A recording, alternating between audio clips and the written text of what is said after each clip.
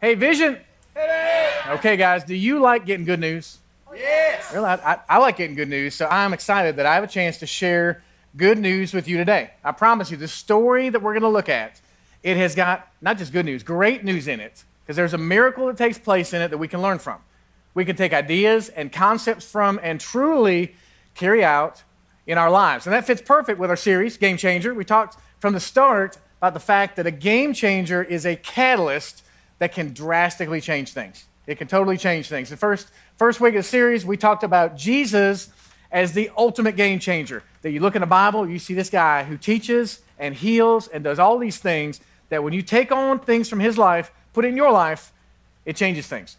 Week 2, we talked about inviting people to church and how that is a drastic game changer. If you can get somebody into a body of Christ and say, man, listen to this, learn this, let's serve together, let's do life together. And we got a little bonus in it that when you invite somebody to church, it's actually a game changer in you too. Especially if you're taking a step of faith and asking them to come to church, it's a game changer in your life. Last week, Pastor Arthur was here from New River. He talked about serving and how serving is a game changer. So just like that found people find people, that also that saved people serve people, and we believe that here at Vision. Our church is almost entirely built on volunteers. And Pastor Arthur, he taught not just about serving at Vision, but having a lifestyle of servanthood. Now, before I get into today's topic, I want to ask you if you have ever been in a situation where you made a decision where you look like a genius. Okay, has anybody ever looked like a genius? You made a good choice. And you said, man, I'm so glad about that. Okay, have you ever made a decision where you looked afterwards and you felt like a goofball? Goofball. You're like, okay, so I make a decision. There's either I'm going to be genius or goofball. Genius or goofball. And you're like, goofball? Really? I said, hey, it starts with G. Okay, it matches against genius because today we're contrasting genius and goofball. When we look in God's word and say, okay, with part 4, game changers, we're talking about this concept that you can't outgive God, that truly there's a genius in generosity, whether in your time or your talent or your treasure. There's a chance to be a genius. There's a chance to be a goofball. I don't want to be a goofball. I want to make the most of opportunities in my life. I want to be a genius. So we're going to take a look today at this story in the Bible. And I love this because when you think about being a genius or a goofball, you say, okay, what about like in business, in current day? Maybe you bought something and a couple weeks later you're like, oh no, man, I shouldn't have bought that. I feel like a goofball. Or how about a relationship? Guys, you ever had a spot where you broke up with a girl and then years later you're like, whoa, man, she's on TV. She's like a TV star. Man, I should have been a genius and stayed with her. Or the lady is like, I married him. I'm a genius. You feeling that way, Jennifer? Yes, you are. I see it. I see it. Or the students. Okay, students, let's be real. You ever walked into a test and you sit down and you're like, I didn't need to study for this. You're like, oh no. And you totally feel like a goofball because you didn't study. And actually the last one is for the dads in the room. Dads, if you got kids that can't drive and you're sitting here and you realize it's Mother's Day and those kids don't have anything from mama yet, you were sitting there thinking, oh no, I am total goofball. And first service, some guys actually got up and they walked out to Walmart and they went and bought some stuff and came. No, I'm just kidding. But if you need to do that and you're in that spot, guys, you're a goofball right now, you go and you fix it. Become a genius. Because in this story, we're going to look at a character that had a chance to be a genius or a goofball. And I love with this story because you look in the Gospels and in Jesus' life, before he goes to the cross, there are 37 different recorded miracles he performed. And then you look through and study those 37, as best I can tell, there's only one of them that is recorded in each of the 4 Gospels. So to me, that says, man, this one stands out. There was something special that happened on that day that all 4 guys that wrote Gospels included this story. So I love that. So before we get into the story, let's talk about the background leading up to the story. Because this story, while it's told in each of the 4 Gospels, we'll kind of dig in the book of John and pull it from there. But you can also track in the other Gospels leading up to it. And in Matthew, there's this town, this area called Nazareth. And that's where Jesus was from, his hometown. So before this story happens, preceding it, he's in Nazareth. And he's teaching, and he's doing miracles, and he wants to do amazing things, again, to show them, hey, God's power, my heavenly Father's power is in me. It's so interesting, though, because in Nazareth, his hometown, they doubted. These people were so used to hearing about Jesus, talking about Jesus, seeing, isn't that the carpenter's son? He lived next to us. He can't do miracles. That Jesus' power actually like hit a ceiling that day. I don't totally understand it, but he couldn't do miracles to the extent he did in some other towns because of their lack of faith. In fact, in that story, it says Jesus was amazed, and there's only 2 times in the gospel we hear about Jesus being amazed. One time is at a guy's faith, and in that story in Nazareth, he was amazed at their lack of faith. So I want you to think about, in your faith, when God looks at your faith, is he amazed by your faith, or honestly, is he amazed by your lack of faith? So that's what happened in Nazareth. Jesus goes on and gets to this area out in the wilderness. It's about 9 miles away from Bethsaida, which we'll see one of the guys Philip was from. So Jesus, he has a chance to speak into people's lives this day. And in fact, there were so many people there. It was a huge crowd, and Jesus does some amazing things. Now, we're going to pick it up in John chapter 6. So what I'm going to do is I'm going to read the whole story, and then we'll back up and kind of unpack it. And what I want you to do with your takeaway card is there's not a lot of fill in the blanks. You can see the top one there. It's either, goofball or genius, but underneath it is where you're going to have a chance to write contrasting words to figure out which side of that you want to be on. So today is definitely a day you want a takeaway card. If you don't have one, in fact, while I'm reading this, just raise your hand and our host teams will bring you one. But if you need a takeaway card, we got a couple over here. They'll bring them to you. Let's read together John chapter 6. Sometime after this, which is saying sometime after Nazareth, this next story is happening, Jesus, he crossed to the far shore of the Sea of Galilee, that is the Sea of Tiberias. And a great crowd of people followed him because they saw the signs he'd performed by healing the sick. We're going to unpack this in a minute. You talk about great crowd, 15,000 crowd. I mean, this is like going over to Charlotte and almost filling up the basketball arena. That is a great, huge crowd. Then Jesus went up on a mountainside. He sat down with his disciples.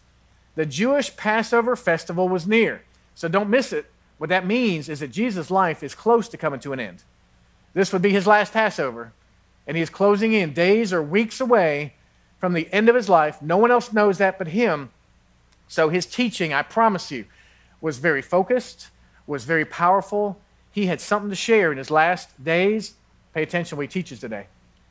Verse 5, when Jesus looked up, saw this huge crowd coming toward him, he said to Philip, the guy who was kind of close to home, say, Philip, where shall we buy bread for these people to eat? But Jesus, in his brilliance, he was actually just testing him because Jesus already had in mind what he was going to do. Well, Philip answers him and says, Jesus, oh my goodness, all these people, it would take so much bread and fish and food, it would take like a half a year worth of money to buy enough for each of them just to have a bite. Another one of the disciples, Andrew, Simon Peter's brother, he spoke up. And it's interesting. Andrew, we see here a little kind of a slice of faith when he says, well, there is one guy, one kid, he's got just a little bit of stuff. Jesus, I don't know if you can do anything with 5 bread and 2 fish, but that's all we've got. How far will they go among so many? And Jesus said, well, actually have the people sit down. There was plenty of grass in that place, and they sat down. About 5,000 men were there. So you look at that number, and you say, okay, 5,000 men, how many women, how many kids? 12,000, 15, 20,000. The reality is, whether 12 or 20,000, it doesn't matter. It was a huge crowd, enormous crowd. So Jesus, he took the loaves, he gave thanks. He distributed to those who were seated as much as they wanted and did the same with the fish. We're like, okay, just kind of read that. No. 15,000 people got fed with a handful of food from a boy. We're going to unpack this. Finishing up says, when they all had enough to eat, he said to his disciples, gather the pieces that are left over. Let nothing be wasted. So they gathered them. They even filled 12 baskets with the pieces of the 5 barley loaves left over by those that had eaten. A phenomenal miracle. I mean, such a memorable miracle that, again, all 4 gospel writers wrote it down and said, we want people to know about this. We want people to know what happened. So here's what I want today. I want you to think about the contrast in terms I'm going to give you.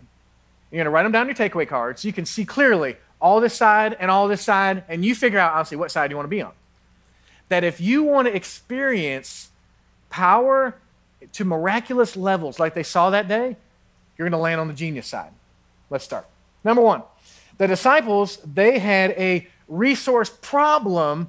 Man, Jesus, now he just saw resource potential. That the guys like us looked out and said, oh my goodness, there's not enough.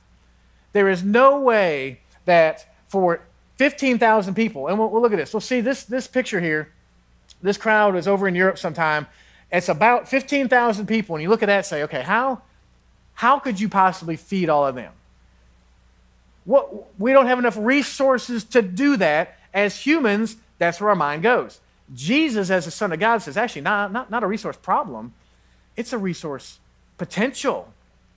That the little bit you've got, he said, that plus God's power is more than enough to face the situation in front of us. I love that. Now, number two, we see that the disciples, well, they had a what I call a natural solution in mind. Jesus had a supernatural solution in mind. That when you think about how much bread it would take, how much fish it would take, how much money it would take. I mean, in current terms, if you're saying a half a year's wages, if we're saying maybe an average salary in Gaston County, maybe $40,000, we're saying $20,000. We're having some type of big rally, 15,000 people show up, and they're like, guys, we need $20,000 to feed them. You're like, there is no way. Man, we can't raise that money. We can't go buy the food. We can't get it here. There is no natural way to do that. Jesus said, no worries. I'm not looking at it naturally. I'm not looking at your situation naturally. When Jesus talks about resources in terms of your time, your talent, your treasure, he says, I'm not looking at it naturally. I'm looking at it supernaturally. So when you see a big problem, he says, I see potential. So Jesus, in fact, when he's sitting there teaching, he's not even asking them to look and find somebody rich in the crowd or somebody with all the food. What he's asking for is to find somebody with just a little bit of faith. That's what he's looking for. Because he says, when you got a little bit of faith, you activate it with God's power, oh man, you can see incredible things happen. Okay, number three. Jesus, he had compassion on the people. The disciples, they wanted to clock out. Okay, so say compassion. Say clock out. All right, now let's think about this. Has anybody here had a job or has a job where you take some type of card and you punch in the clock and you clock in or you clock out? You ever done that? I've done that. I've done that when I was in college and I worked at this warehouse. And I remember, I hated this job because the warehouse was hot. I didn't enjoy the work. And literally when I was there, all it was about was clocking in, clocking out. In fact, when we got there at the start of the day, everybody would line up in front of the clock because you weren't allowed to clock in early. So when it hit 8 o'clock, you're literally racing to the clock, waiting in line so that you didn't lose like a minute or two of pay. And at the end of the day, you're watching your clock, your watch, you're like, it's almost time, it's almost 5, it's almost 5. Bah, thing goes off and you're racing over there to clock out because you're done, right? You're spent, you're over. That wasn't Jesus in this.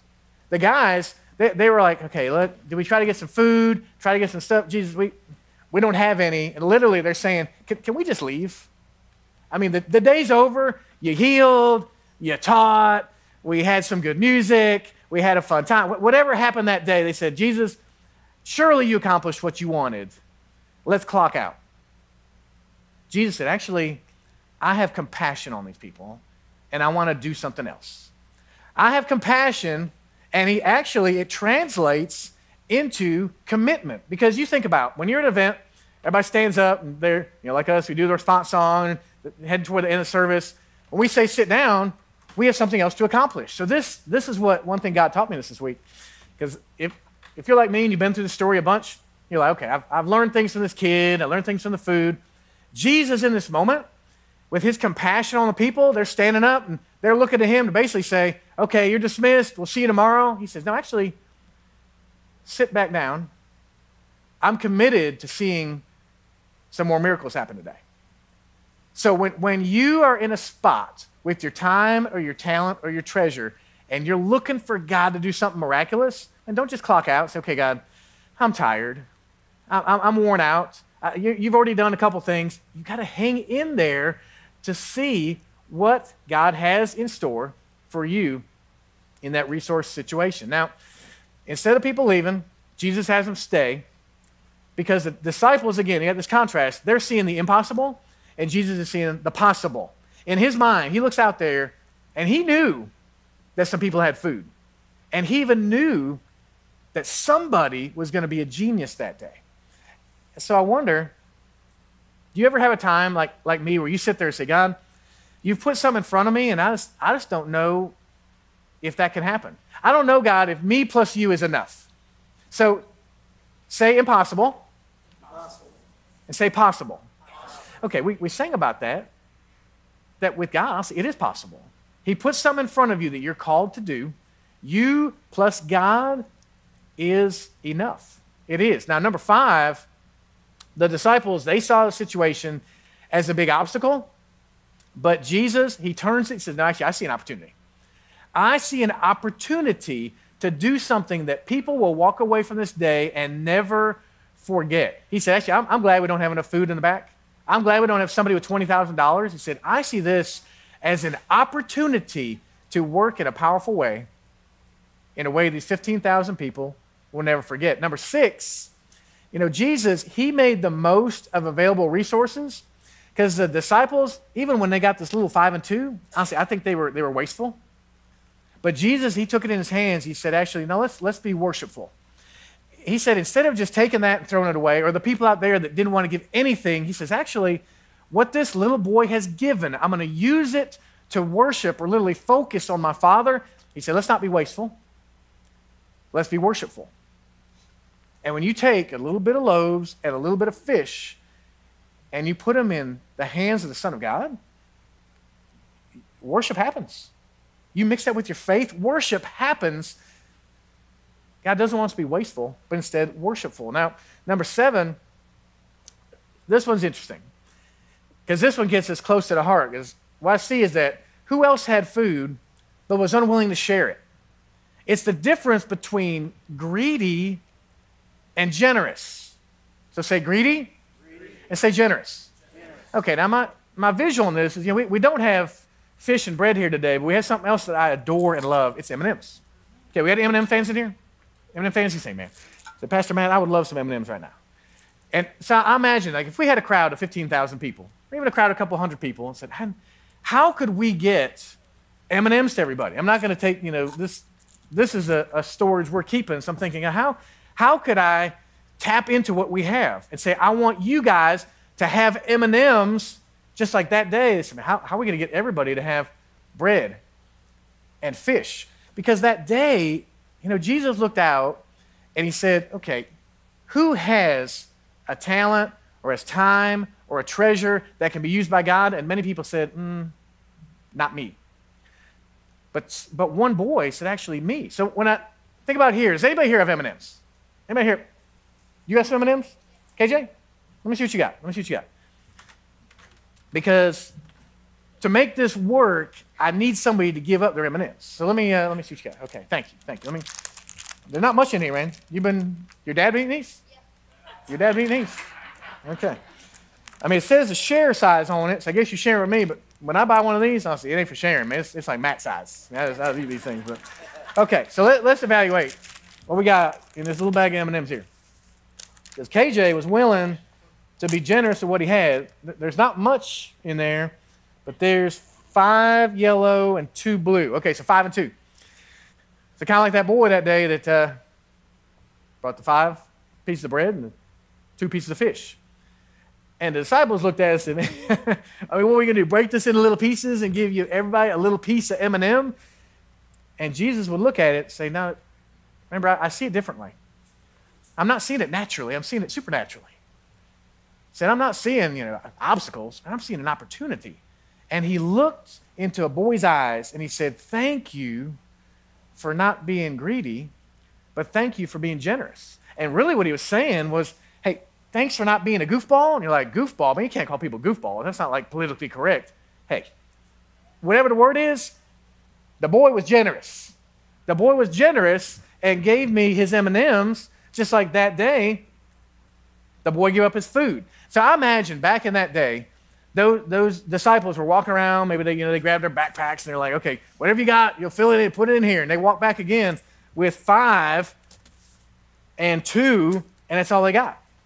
So if I say, well, what if Jesus was able to take those M&Ms and, okay, I'm not performing a miracle up here, but I'm giving you a visual, that he said, well, actually, instead of those 7, he said, man, there is unlimited amounts of M&Ms. I said, wait a second. Because you were generous and put your M&Ms in the hand of God, we can share M&Ms. So what I'd like to do is actually, from Emmaus down to Mario, all you guys, come here, get handfuls of M&Ms and make sure that everybody in the room gets a pack of M&Ms. Because KJ, man, if you don't give up your M&Ms, this isn't happening. No, go ahead. Take your time. Take what you need. Thank you, Michelle. That, KJ, your willingness to share, to be generous. Need more? There you go. Need more. And if you got extras, bring them back or make sure everybody's got some. Because that day, imagine how Jesus felt when he stood there just watching smiles. Just like I'm watching now, like, man, really? I came to church and, man, I got something. And you don't start eating it yet. Hang on to it. And he looked around and he saw just looks of amazement. Thank you. Of people that were thousands of people back. And they got to touch something that Jesus had touched. And they're like, oh my goodness, this is so unnatural. He said, actually, it's supernatural. That Jesus would then look and remember, he wasn't wasteful. He took the extras, he put them in a basket. He said, hey, make sure we take care of that because we are not wasteful. We're worshipful. And so when I think about the eighth point on there, that boy, there you go. Any extras? Thank you.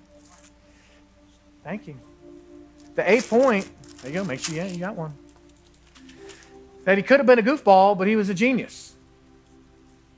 And when you're in your spot, thinking about your talent or your time or your treasure, and you said, man, I do not have enough talent to do anything for God.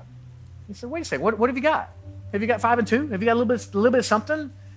That when you take that talent and offer it generously, God says, we could do something now. You say, oh, man, I don't have much time. I mean, I'm busy. My life's full. Maybe I got an hour a month. I said, well, okay, then use an hour a month.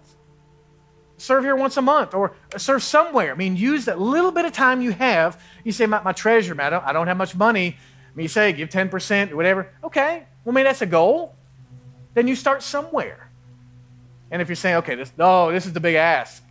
Pastor Matt wants our money. No, I really don't.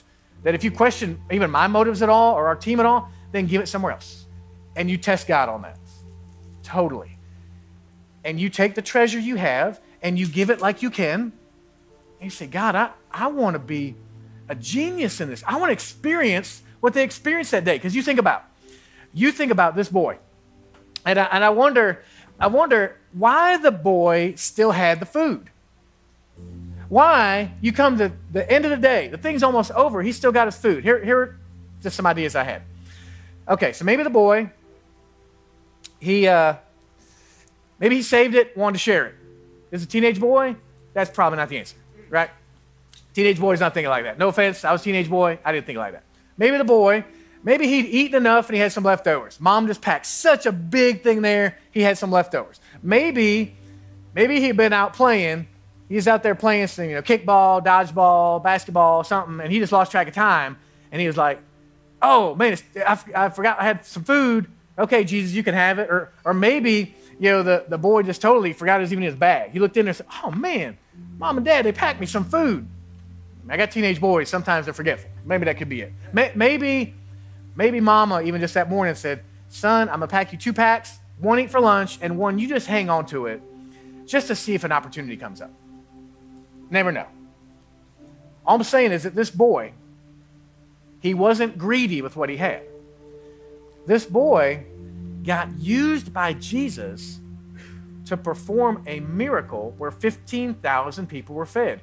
He is now in a story that has been retold for a couple thousand years. This kid, who we will never know his name, his story is the only miracle in all 4 Gospels.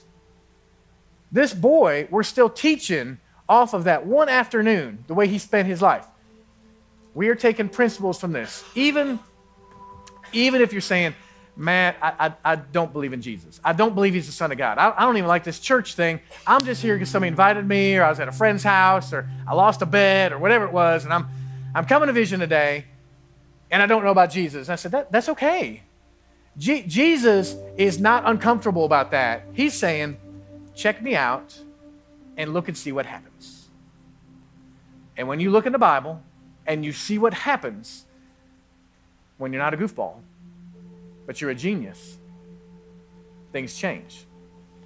So to wrap this up, I want to ask you, really, what is the genius of generosity? Not the person, but the concept. What's the genius behind this thing? The genius really is pretty simple. It's that you can't outgive God.